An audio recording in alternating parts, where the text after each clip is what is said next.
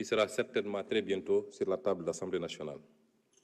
Pour les personnes physiques disposant de capacités substantielles d'épargne et les entreprises sénégalaises désireuses de se positionner dans la participation au financement des grands travaux d'investissement, des opérations de souveraineté économique, telles que les rachats de parts d'entreprises étrangères, ou dans la souscription aux augmentations de capital et à la cession de parts de capital de l'État dans les entreprises publiques et parapubliques, il leur sera offert la possibilité de participer à des fonds d'investissement alternatifs.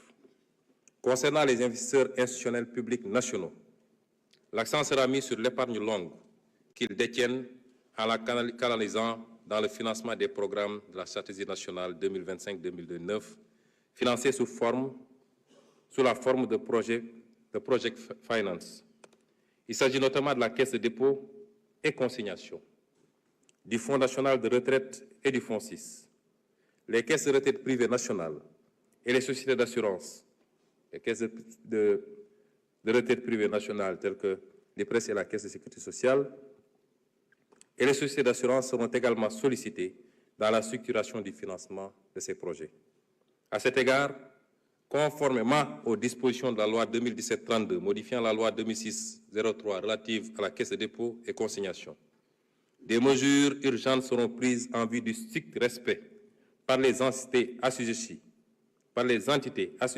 au titre du dépôt à la CDC des fonds qu'elles détiennent, en particulier les notaires et certains concessionnaires. S'agissant de l'approfondissement du marché du crédit bancaire, le relèvement à 20 milliards de CFA du capital minimum des banques au plus tard en janvier 2027 devra renforcer les capacités de prêt des banques, notamment au secteur privé. Pour ce qui est des banques à capitaux publics majoritaires, notamment la Banque agricole, la BNDE, la BHS et la BRM, mon gouvernement compte notablement augmenter leur capacité de financement au profit du secteur privé en renforçant leurs fonds propres à la mesure des ambitions du plan quinquennal pour les secteurs desservis en financement que sont le secteur primaire, les PME, les PMI et les TPE, ainsi que l'habitat social. Le secteur de la microfinance sera également davantage mis à contribution dans le financement de l'artisanat, la formalisation du secteur informel et de l'agriculture. Les mécanismes financiers publics de promotion et de garantie du financement des secteurs jugés prioritaires par le gouvernement seront mis en synergie avec une répartition claire des rôles et une meilleure articulation des interventions en fonction des cibles. Enfin, les mécanismes de financement vert seront déployés pour tout projet ayant une composante de durabilité. Monsieur le Président de l'Assemblée nationale, honorables députés, l'emphase mise sur l'impérieuse nécessité de créer les conditions endogènes, d'agir d'abord sur notre potentiel marginal de mobilisation de ressources domestiques est la meilleure garantie d'une résilience aux chocs pouvant affecter les financements extérieurs, auxquels mon gouvernement continuera de recourir de manière responsable. L'objectif visé ici est de diminuer l'exposition au risque de change et de dégager des marges de manœuvre budgétaires pour ramener et maintenir le profil de la dette extérieure à un risque très faible. Dans ce cadre, en notre qualité d'État membre du FMI et du groupe de la Banque mondiale, le recours à ces institutions obéira à leur qualité respective de prêteurs en dernier ressort, notamment en cas de choc sur la balance des paiements et de partenaires stratégiques. Pour les investissements publics à des taux concessionnels et privés en particulier pour les partenariats publics-privés. Nous poursuivrons également les excellentes relations avec le groupe de la Banque islamique de développement, sur qui nous comptons énormément pour développer nos opérations bilatérales, mais aussi en qualité d'institution catalyseur de notre résolution à attirer vers le Sénégal davantage d'investissements privés et publics des pays arabes et islamiques. Nous nous appuierons aussi sur la Banque africaine de développement, partenaire historique du Sénégal, mais aussi sur les institutions multilatérales sous-régionales, telles que la BOAD, la BIDC, la BADEA, la BEI, ainsi que tous les autres multilatéraux désireux d'intervenir dans notre pays. Mon gouvernement compte également maintenir les relations de partenariat au développement bilatéraux avec tous les pays qui s'inscrivent dans la ligne de nos choix de politiques économiques et sociales. sans d'autres conditionnalités que celles tenant aux exigences techniques et financières relatives au remboursement de leurs concours financiers. Par ailleurs, nous continuerons en cas de besoin de procéder à des émissions d'euro-obligations et de sukuk, principalement sous la forme de project finance et, dans une certaine mesure, pour la gestion du risque de refinancement des obligations ou sukuk échus ou à échoir. Bref, nous maintiendrons avec la communauté financière internationale et les marchés les meilleures relations possibles, d'une part dans le respect des intérêts du Sénégal et d'autre part avec l'exigence d'une introspection de leur part sur les inerties de leurs règles et attitudes qui n'ont pu prévenir la situation désastreuse des finances publiques héritées du régime précédent. Monsieur le Président de l'Assemblée nationale, honorables députés, après vous avoir entretenu des financements, qui me semble être l'aspect le plus important, j'ai toujours tendance à dire que quel que soit le programme qu'on me présente, la première question que je pose, c'est avec quoi il sera financé. Je vais vous entretenir maintenant des programmes et projets. Nous sommes voulus ambitieux, à la mesure certes des attentes des Sénégalais, mais surtout de la conviction ferme des potentialités de notre pays en ressources naturelles, mais également humaines. Mon gouvernement s'engage à bâtir une économie attractive et compétitive, où la démocratie économique, par la liberté économique et l'inclusion, seront de mise. Nous mettrons en œuvre les réformes structurelles nécessaires pour un environnement des affaires de classe mondiale, libérer le potentiel du secteur privé national pour l'essor de véritables champions nationaux, innovants et conquérants, et créer de l'emploi. En effet, les nations qui réussissent le mieux dans le monde sont celles qui permettent à l'initiative privée de se développer, par un État sachant anticiper les mutations, planifier les actions de développement, réguler efficacement et dans la transparence les activités économiques, construire les bases fondamentales du développement et réinclure socialement les plus faibles partout sur le territoire national. Pour ce faire, nous ferons la cartographie des chaînes de valeur dans nos territoires et ferons la promotion d'un dialogue public-privé, sincère pour identifier les appuis à apporter à notre secteur privé national.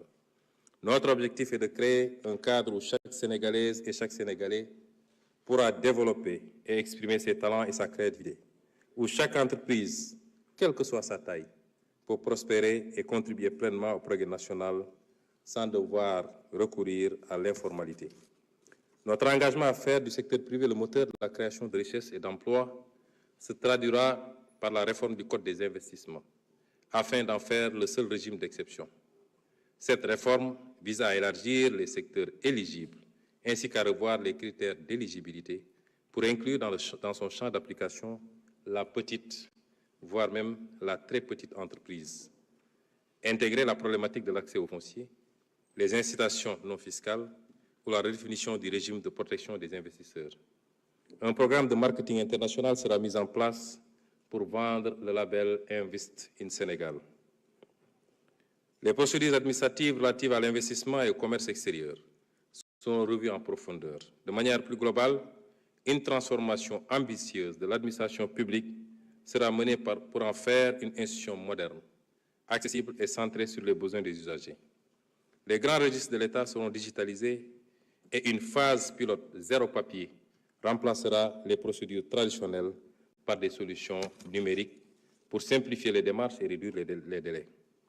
Les contrats de performance seront généralisés pour renforcer la culture de responsabilité et améliorer l'efficacité des services soutenus par des mécanismes de suivi et d'évaluation rigoureux. Pour garantir l'équité des politiques adaptées, des politiques adaptées seront mises en place pour inclure les populations marginalisées et assurer un accès équitable aux services publics. Une stratégie nationale d'accueil et d'orientation institutionnalisera un service adapté à tous. Des PPP et des financements innovants appuieront ces réformes, en particulier dans les zones défavorisées. Ces actions permettront de bâtir une administration digitalisée, équitable et bien organisée, où les usagers bénéficieront de services de qualité. Les zones économiques spéciales et les agropoles seront redynamisés, après évaluation pour en faire de hauts lieux d'accélération de la transformation productive de notre pays. Ils seront des outils nous permettant d'améliorer la compétitivité du Sénégal par la réduction du coût des facteurs et la mise à disposition d'infrastructures et des services de haute qualité pour les investisseurs. Le gouvernement mettra en place une véritable stratégie d'import-substitution efficiente. Nous soutiendrons les agriculteurs et mettrons tout en œuvre pour attirer le secteur privé national et les entreprises étrangères dans la production, la distribution et le stockage des produits que nous importons jusqu'ici, surtout les denrées. La stratégie de promotion des exportations sera entièrement repensée, en ciblant notamment tous les produits pour lesquels le Sénégal possède un avantage compétitif dans le cadre de la zone de libre-échange continentale africaine, la ZLECAf. Une stratégie nationale de promotion et de développement des petites et moyennes entreprises et des petites et moyennes industries sera mise en œuvre de façon inclusive. Elle servira de cadre d'intervention harmonisé pour davantage organiser les structures d'appui et d'encadrement, faciliter l'accès au financement et au marché, renforcer les compétences entrepreneuriales et aménager les protections nécessaires pour favoriser l'éclosion de nos industries naissantes. Dans la même optique, mon gouvernement misera sur l'instrument de mise à niveau des entreprises afin d'améliorer la compétitivité des entreprises dans le marché domestique et à l'exportation. Il facilitera aussi l'accès des PME-PMI à des petites entreprises au marché public, notamment pour la réalisation des grands chantiers. Dans sa volonté d'asseoir les bases fondamentales solides pour le développement économique, l'État donnera une nouvelle impulsion à la recherche et à l'innovation, avec pour ambition de mobiliser dans le public et dans le privé un financement de la recherche équivalent à 1,5 du produit intérieur brut d'ici 2030. Des écosystèmes régionaux d'innovation intégrant universités, écoles d'ingénierie, industries et centres de recherche seront développés pour résoudre les problématiques de développement endogène, augmenter la capacité nationale en production de brevets et de prototypes et valoriser les résultats de la recherche et de l'innovation. Le Sénégal émergera ainsi comme un pôle africain reconnu pour la qualité de sa recherche et de ses innovations. Les infrastructures de connectivité et de logistique. Les infrastructures de connectivité et de logistique modernes et durables seront implantées partout sur le territoire national, à l'intérieur des pôles comme pour les relier, en engageant des réformes institutionnelles, en mettant en œuvre de manière méthodique les schémas directeurs de développement des aéroports régionaux et un schéma directeur des chemins de fer. Il s'agira également d'optimiser les infrastructures maritimes et portuaires, port de Ndayane, de Bargny, de Sendou, de futurs ports de Nikin et éventuellement de Saint-Louis, et de renforcer les capacités de la flotte maritime pour soutenir le commerce. Il en est de même de la poursuite de la construction de routes et de pistes de désenclavement afin d'améliorer la connectivité au plan national. Nous arriverons ainsi à mailler nos territoires à travers 5 corridors stratégiques. 5 corridors stratégiques performants reliant les 8 pôles territoires de l'agenda de transformation par voie routière et ferroviaire.